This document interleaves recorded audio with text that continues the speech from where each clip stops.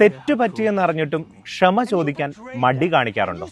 എങ്കിൽ അങ്ങനെയുള്ള ഹൃദയത്തിൽ ഈശോ വന്ന് പിറക്കില്ല കേട്ടോ. നമ്മൾ ചെയ്തത് തെറ്റാണെന്ന് മനസ്സിലായാൽ തെറ്റ് ചെയ്ത വ്യക്തിയോട് മാപ്പ് ചോദിക്കാനുള്ള ഒരു മനസ്സ് നമുക്കുണ്ടാവണം. ദ ചോസൻ എന്ന സീരീസിൽ സെയിന്റ് മാത്യുവിനെ കറക്റ്റ് ചെയ്യുന്ന ഈശോയുടെ ഒരു രംഗമുണ്ട്, മനോഹരമായൊരു രംഗം. ഈശോ പറയുന്നൊരു കാര്യമുണ്ട്, അയാൾ നിന്നോട് ക്ഷമിച്ചില്ലെങ്കിലും നീ അദ്ദേഹത്തോട് മാപ്പ് ചോദിക്കണം. ക്ഷമിക്കുക എന്നത് ഒരു സമ്മാനമാണ്. മാപ്പ് ചോദിക്കുന്നയാൾക്ക് കരുണ തോന്നി അത്രയധികം വേദനയിലൂടെ കടന്നുപോയ ആ മനുഷ്യൻ നൽകുന്ന സമ്മാനം. എങ്കിലും ചെയ്തത് തെറ്റാണെന്നറിഞ്ഞാൽ നീ മാപ്പ് ചോദിക്കുന്നെങ്കിൽ അത് നിനക്ക് അനുതാപമുണ്ട് എന്നുള്ളതിന് തെളിവാണ്.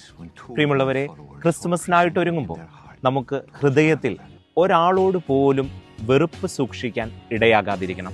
മാപ്പ് ചോദിക്കണം. ആരെങ്കിലുമൊക്കെ വേദനിപ്പിച്ചിട്ടുണ്ടെങ്കിൽ അവരോട് ക്ഷമിക്കാൻ നമുക്ക് സാധിക്കണം. അങ്ങനെയുള്ള ഒരു ഹൃദയത്തിലെ ഉണ്ണി ഈശോ വന്നു പിറക്കുകയുള്ളൂ. ക്രിസ്തുമസിന് വേണ്ടി ഒരുങ്ങുന്ന ഈ രണ്ടാമത്തെ ദിവസം നമ്മുടെ ഹൃദയത്തിൽ ഉണ്ടായിരിക്കേണ്ട ചിന്തയും അതുതന്നെയാകട്ടെ. ആരെയെങ്കിലും ഞാൻ വേദനിപ്പിച്ചിട്ടുണ്ടോ?